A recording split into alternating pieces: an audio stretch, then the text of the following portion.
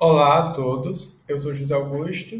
A gente vai apresentar para vocês o modelo de Naive Bayes, junto do Vitor e do Rodrigo. Então vamos aos tópicos.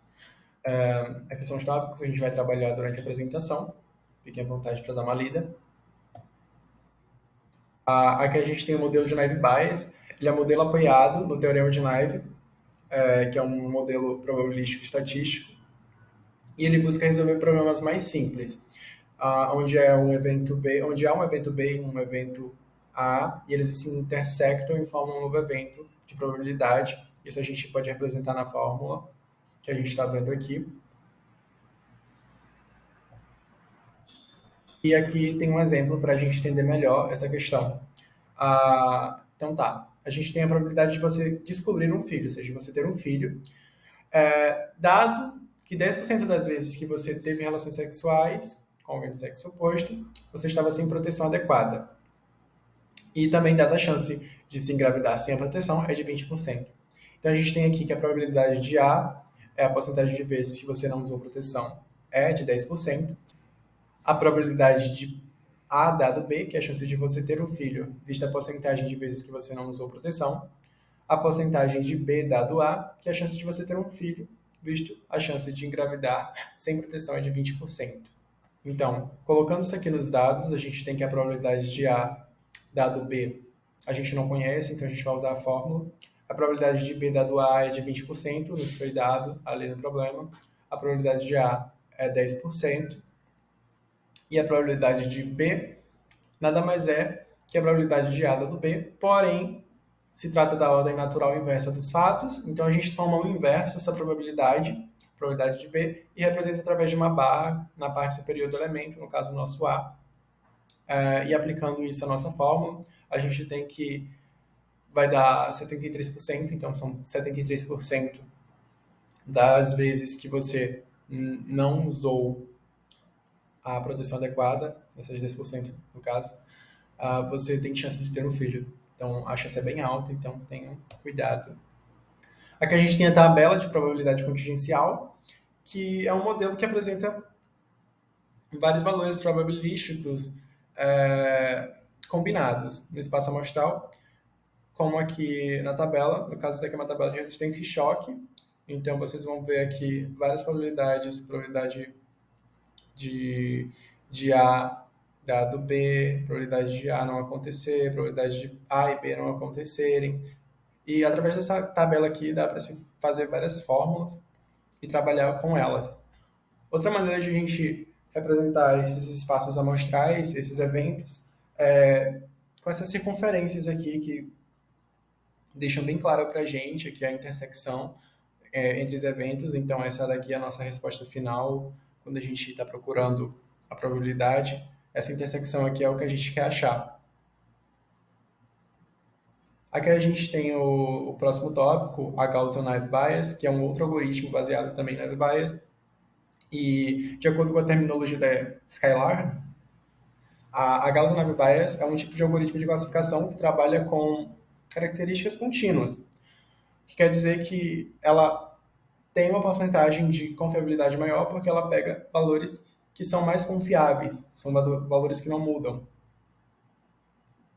Como, por exemplo, aqui que eu coloquei os valores, no caso aqui, os fatores climáticos, né? Estão sempre acontecendo. Então, para entender melhor o algoritmo, é necessário algumas terminologias da classificação de Naive Bayes. Essa classificação é baseada no teorema também, tá, gente? Este algoritmo, ele busca pertencer às características mais atuais, né? Então, são dados que são mais confiáveis, dados atuais. E aqui a gente abre caminho também para a gente falar da nossa matriz confusão, porque essa família de algoritmos, ela reúne diversos dados sobre o espaço amostral e dá uma resposta a uma série de sims e nãos que constitui uma resposta final.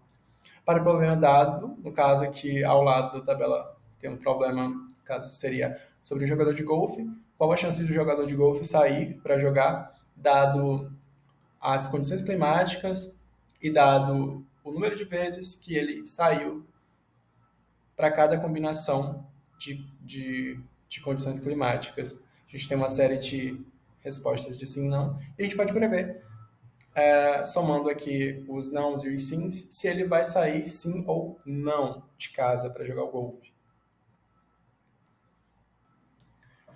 E essas suas condições probabilísticas, elas dependem da prévia de P de Y, que no caso da nossa tabela são as nossas linhas verticais aqui, a perspectiva, temperatura, umidade, ventosa, e também a nossa probabilidade condicional de P dado Y. Então, no caso, aqui, as nossas linhas horizontais, dado cada linha vertical, dado cada combinação de condições climáticas que aconteceram. E essas condições elas são distribuídas de forma igual, dada por essa fórmula aqui, e a gente consegue uma função que vai dar uma curva senoidal, né, uma curva em forma de sino, e ela é simétrica, porque justamente essas condições elas são distribuídas de forma igual para o evento A e o evento B. Aqui a gente tem uma tabela que ela é mais simples, né, mas é a mesma representação da outra sobre o jogador de golfe, é só mesmo para ilustrar. E aqui uma aplicação prática, vamos lá. Falando do próximo tópico é o Multinomial Naive Bayes. Ele se trata de vetores, né? São trabalhos de vetores. Os eventos são gerados por uma distribuição multinominal, então tratados várias vezes, vários nomes, né? É usado normalmente em documentos para classificação, para filtragem de palavras. E esse multi, no nome, no caso, multinominal naive Bayes, é um algoritmo de aprendizagem de máquinas, problemas de classificação de texto e processamento de linguagem natural. É muito útil para classificação de palavras em spam, a frequência de contagem de palavras, e parte também do pressuposto do teorema de Bayes, que assume características condicionalmente independentes dada a variável de classe. Mesmo que nunca trabalhe de forma independente, né? Trabalhe sempre num espaço amostral. Primeiro passo: pré-processamento de dados de texto. O que são esses pré-processamentos de dados de texto? Nada mais é que uma formatação que envolve etapas de tokenização, remoção de palavras, de parada, derivação, lematização, e também temos a extração de recursos. São os dados textos que precisamos converter em um formato de vetor. Como é que está isso? Aqui, ó. Aqui a gente tem palavras, cada palavra corresponde a um número. Esses números combinados aqui, né, formam um vetor, no caso, vetor unitário vertical, certo?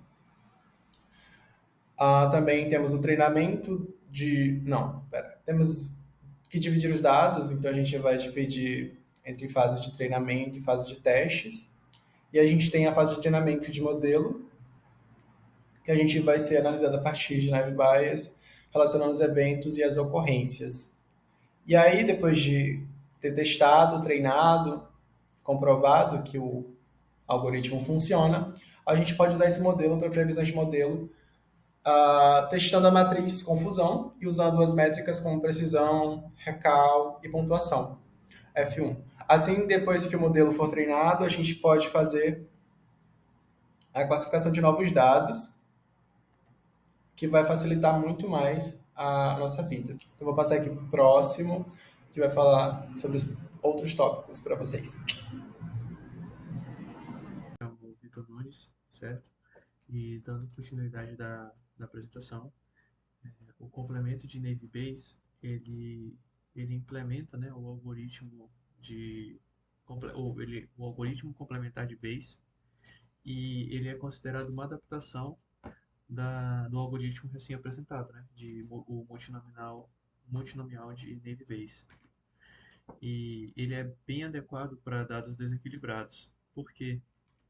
Porque ele funciona da seguinte forma, né? Ele utiliza da estatística de complemento de cada classe para calcular os pesos do modelo. E se a gente faz uma comparação, né, do complemento do multinominal com o multinominal, ele é mais estável, certo? E com isso, ele também, por exemplo, em classificação de texto, ele se supera com uma margem considerável. E aqui a gente tem aqui o cálculo dos pesos, certo? Que começa aqui por essa equação. Aí aqui nessa equação, por exemplo, a gente tem o somatório de todos os documentos que estão, no caso, em J, que aí não estão em C. E a gente também tem esse hiperparâmetro de suavização. E aí, com isso, a gente tem essa segunda normalização, né? No caso, são feitas normalizações. E aí, por fim, a gente tem esse arg mínimo aqui, significa então que a gente sempre vai pegar o documento e atribuir para a classe que ele tem a pior correspondência, certo? E isso, o Bernard-Neve, ele, ele é muito utilizado em algoritmos de treinamento e de classificação de Bayes, já que os dados são distribuídos de acordo com as distribuições multivariadas de Bernoulli. E que forma essas amostras são feitas, né? Então, essas amostras elas são feitas de vetores e eles têm características binárias, certo? E, um parâmetro interessante é que, por exemplo, caso um dado ele for de forma diferente, o algoritmo ele pode binarizar a entrada de acordo com o parâmetro que tem na equação, que é o de binarizar. E ele é aconselhado para documentos pequenos, de forma inicial. E de que forma ele funciona, né? A regra de decisão dele penaliza a não ocorrência de algum recurso para a classe determinada. E aí isso acarreta que ele ignora um recurso que não ocorre. Então, por exemplo, na classificação de textos, os vetores de ocorrência das palavras podem ser usados para treinar e usar esse classificador, certo? Olá, eu me chamo José Rodrigo e eu fiquei nessa parte do Naive Bayes categórico. Então, o que seria isso, né? Ele é uma extensão do algoritmo de Naive Bayes projetada para lidar com dados categóricos e assume a independência condicional entre as características, né? O que é uma suposição ingênua, mas que simplifica os dados. Ou seja, o modelo ele se adapta especificamente a dados categóricos e é frequentemente usado em tarefas de classificação, né? Onde essas características elas são representadas por variáveis discretas ou categóricas. Quando a gente fala de variáveis discretas ou dados categóricos, nada mais é quando a variável ela pode assumir apenas um número limitado. E geralmente ele é fixo, né? Então, para cada caso, nós temos uma categoria. Em termos de variações, nós possuímos dois tipos, o multinominal e o de Bernoulli. Só exemplificando um pouco, né, destrinchando um pouco, mas já foi abordado anteriormente, o multinominal ele é quando as características representam contagens discretas e assume que essas características elas seguem uma distribuição multinominal. Já o de Bernoulli ele é usado para dados binários, onde cada característica é tratada como variável de Bernoulli, né, presente ou ausente, e adequado para a classificação binária. Em termos de aplicações, né, onde esse modelo de categórico de Naive Bayes pode ser aplicados na detecção de spam, frequência de palavras em um texto, classificação de objetos em imagens e classificação de genes. Como vários, né, tem outros por aí. Mas só para exemplificar que ele pode ser usado em vários lugares. Em termos de utilização, ele é ideal para o conjunto de dados e ele é fácil de implementar. Eu vou mostrar agora um exemplo, né, só para fixar essa ideia do que seguiria esse modelo categórico e depois vou dar continuidade no trabalho. Então, nós temos aqui um código só de exemplo, só para exemplificar do que já foi dito anteriormente. Nós temos aqui duas matrizes e uma de avaliações. Avaliação de suposto filme, né, só a título mesmo de exemplificação, e são as classes, né? Essas classes elas são nomeadas de 1 e 0, onde 1 para positivo, né, 0 para negativo, e cada classe associada a uma avaliação, né, desse filme.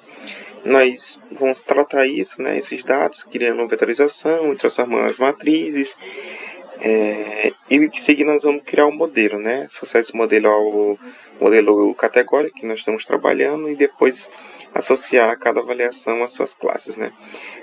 Nós temos aqui, nós vamos trabalhar com previsões de um suposto comentário, próximo comentário, né? Então, ele vai fazer esse predict, vai fazer essa previsão de acordo com o nosso banco de dados que nós já temos aqui, né? Com palavras próximas ou palavras ali semelhantes, iguais. Então, se o próximo comentário for como não gostei, é para o que a nossa previsão para o novo modelo ele seja igual a zero, né? Que ele seja associado a uma classe como negativa.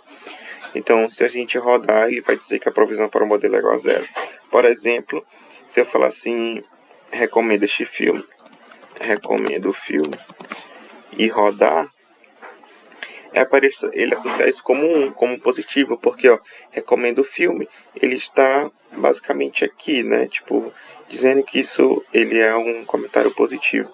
Então, ele faz uma busca ali no banco de dados que ele tem, né, na matriz que ele tem ali, e vê as associações, se esse tipo de palavra é um comentário positivo, se é um tipo de comentário negativo, e faz a associação e sua previsão.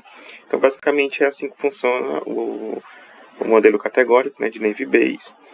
E logo em seguida eu vou falar um pouco sobre esse ajuste desse modelo fora do núcleo. Então, em termos aqui do ajuste do modelo de fora do núcleo, nós temos o que é ele, né, que ele é um treinamento de um modelo de Navy Base, um conjunto de dados que não cabe totalmente na memória RAM do computador. Ele é utilizado quando nós temos grandes volumes de dados que não podem ser acomodados na memória disponível. Ele nada mais é onde a gente pega o conjunto de dados, faz um treinamento dele, né, desse conjunto de dados em pequenos blocos e roda um por um, né, lê um por um, ao invés de rodar tudo de uma vez fora da memória principal. Em termos de processo, nós temos 3. A divisão do conjunto de dados, como eu já disse anteriormente, pega o conjunto como um todo, um conjunto grande, divide por blocos, roda um por um. O treinamento incremental pega esses blocos e faz o treinamento do incremento do modelo em cada um. Depois faz a combinação de resultados, depois que já tiver tudo certinho, para fazer previsões, etc. Então, esse é o nosso projeto, né? Nossa apresentação. Espero que todos tenham compreendido. Qualquer dúvida pode falar. Estamos abertos a feedbacks, sugestões, etc. Obrigado.